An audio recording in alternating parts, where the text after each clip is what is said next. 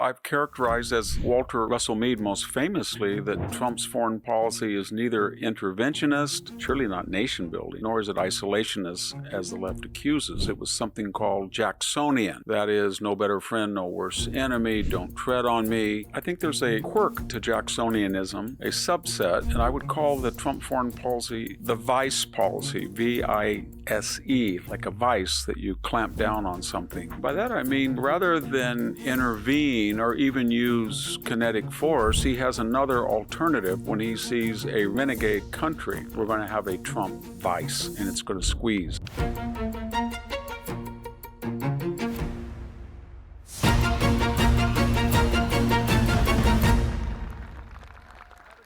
Hello, this is Victor Davis Hanson for the Daily Signal.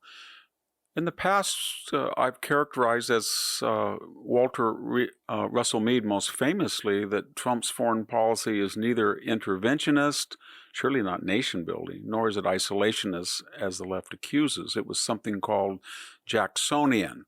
That is, no better friend, no worse enemy, don't tread on me.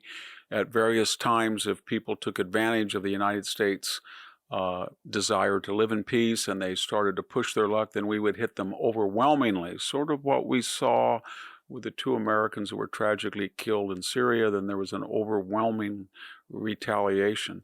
But I think there's a quirk to Jacksonianism, a subset, and I would call the Trump foreign policy the Vise policy, V-I-S-E, like a vice that you clamp down on something. By that I mean, rather than intervene or even use kinetic force, he has another alternative when he sees a renegade country. Most famously, we saw Iran, that when he came into office, the first thing he did was get back out of the Iran deal, put back the sanctions, support Israel's effort to retaliate against Iran. And although he did take out the nuclear facilities, that was an act that he felt he had no choice because Iran was reaching a point where they'd have a nuclear weapon. But up until then, he had almost bankrupted again by squeezing the Iran economy at no cost to the United States. We see that much better with Venezuela and the rogue Maduro government, the illegitimate government that throughout the last elections in which Maduro lost and has been sending shiploads of narcotics to the United States. It's using embargoed oil tankers to sell sanctioned oil to Cuba, to China, and more or less opened up its jails and mental institutions and sent thousands of people in spite to the United States. So Trump is now reestablishing the Monroe Doctrine. Remember, Secretary of State John Kerry said that the Monroe Doctrine was pretty much ossified, calcified. Trump has reinstated it, but with a vice policy. So sanctions on Maduro. He's not going to have any income through narco sales. We're blowing up narco-terrorist shipments on the high seas. He uses that money to bribe officers, bribe the media, bribe the opposition to stay in power illegitimately. And then in addition to that, he'll have no oil income. Venezuela has the largest oil reserves in the world. So he has a limitless supply of credit and cash, but not if he can't get it to somewhere. And in the Western Hemisphere, Trump is showing the world that he just almost automatically reestablished the Monroe Doctrine. What is China going to do?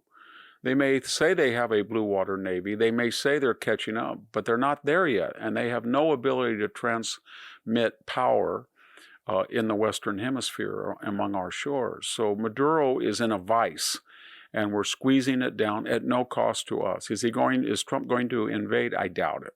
Is he going to bomb? I doubt it. I think he's just slowly going to intimidate Maduro so people within the Venezuelan hierarchy, both legitimate opponents and opportunistic supporters who feel that he's a bad investment, and they will throw him out. The same thing is true of Cuba.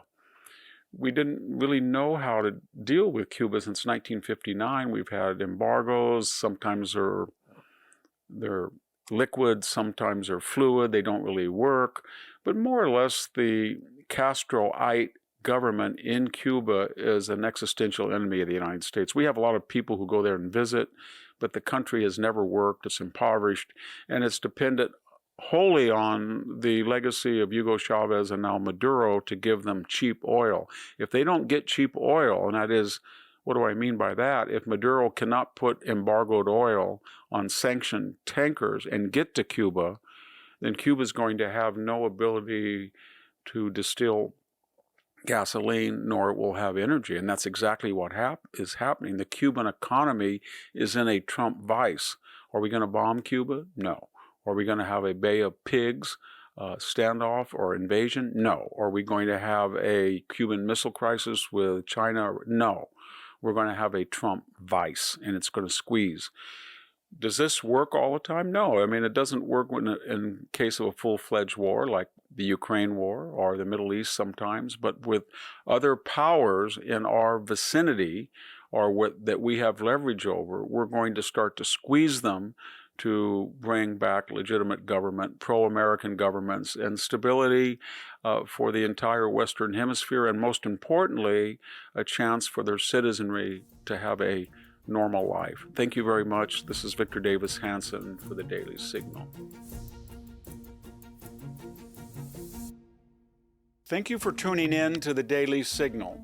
Please like, share, and subscribe to be notified for more content like this. You can also check out my own website at victorhanson.com and subscribe for exclusive features in addition.